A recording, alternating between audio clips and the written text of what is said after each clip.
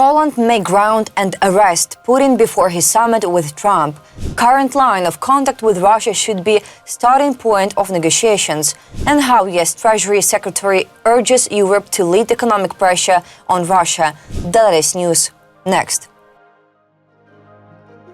Poland has announced the possible arrest of Russia's Vladimir Putin if his plane crosses the country's airspace during a flight to Budapest for a summit with US leader Donald Trump, Reuters reports. Polish Foreign Minister Radosław Sikorski announced the possible arrest of Putin. I cannot guarantee that an independent Polish court won't order the government to escort such an aircraft down to hand the suspect to the court in The Hague. An existing warrant from the International Criminal Court in The Hague obliges ICC member states to arrest Putin if he crosses their borders. I think the Russian side is aware of this. And therefore, if this summit is to take place, hopefully with the participation of the victim of the aggression, the aircraft will use a different route. Hungary, where the summit is planned, has promised Putin that he will be able to enter the country for the summit and return home afterward. To avoid traveling over Ukraine, the Russian delegation will need to fly through the airspace of at least one European Union country.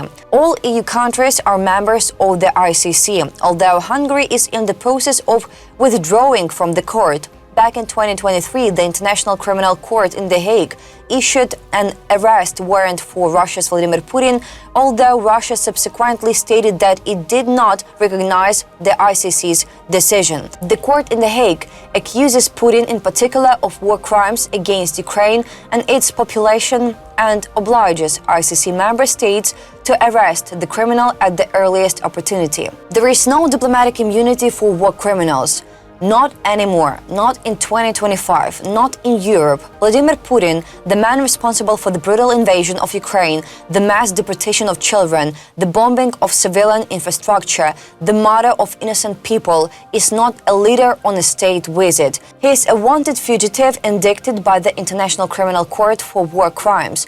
And it's about time the world started treating him accordingly. The idea that a man with an active ICC arrest warrant can casually jet-set his way to Budapest for a friendly summit with Donald Trump is not just grotesque, it's a test of the international community's backbone, of Europe's legal system, and of whether Western democracies are willing to trade justice for photo opportunities. The Kremlin confirmed that the meeting between Russian Foreign Minister Sergei Lavrov and US Secretary of State Marco Rubio had been postponed and gave its own explanation. However, the Center for Countering Disinformation believes that Russian dictator Vladimir Putin seems to be afraid to travel to Budapest, according to Russian media and CCD head Andriy Kovalenko. What Russia said. Deputy Foreign Minister of the Russian Federation Sergei Ryabkov, commenting on reports about the postponement of the talks, said that the meeting between Lavrov and Rubio allegedly required additional preparation.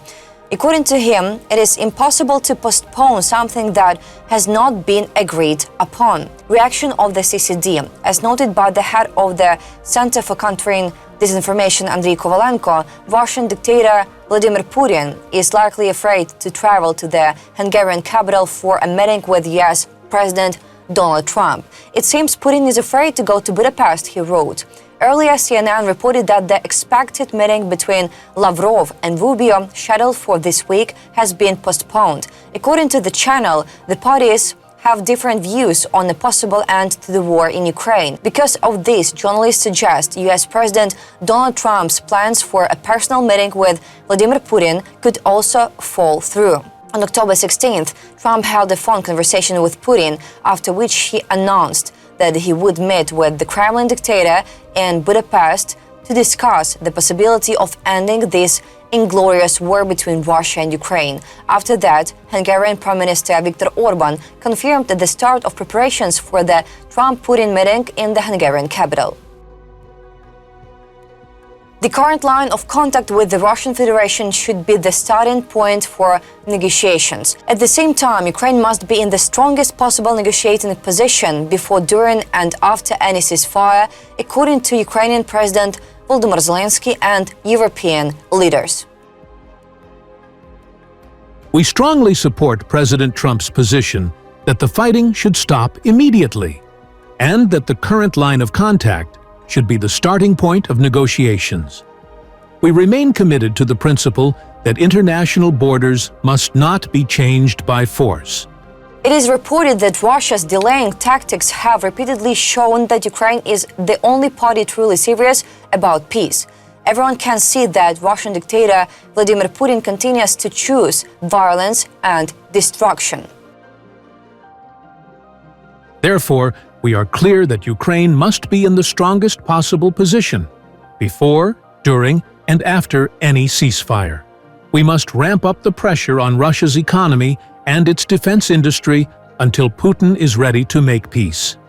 The statement also notes that Ukrainian allies are developing measures to utilize the full value of Russia's frozen assets. The leaders are expected to meet this week at the European Council and within the coalition of the Resolute format to discuss how to continue this work and further support Ukraine.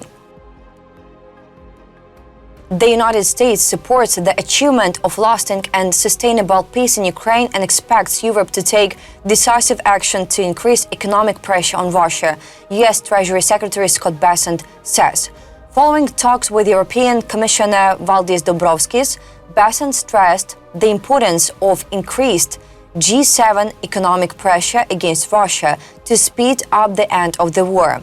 He also stressed the need for a unified global response to China's irresponsible export restrictions and the importance of diversifying global supply chains. I underscored America's commitment to a lasting, durable peace in Ukraine and the need for Europe to take the lead on increased G7 economic pressure against Russia.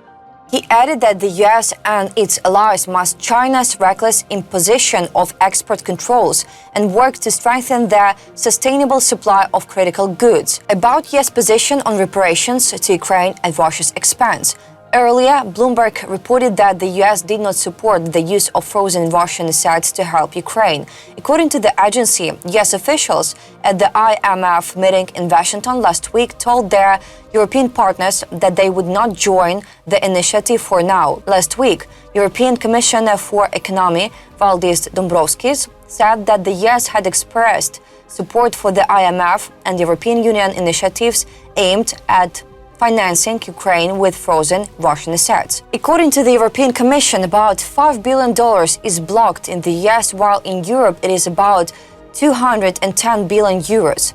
On October 23rd, the European Council will meet in Brussels to discuss the use of frozen Russian assets to provide financial assistance to Ukraine in the coming years. Participants will hear from Ukrainian President Volodymyr Zelensky.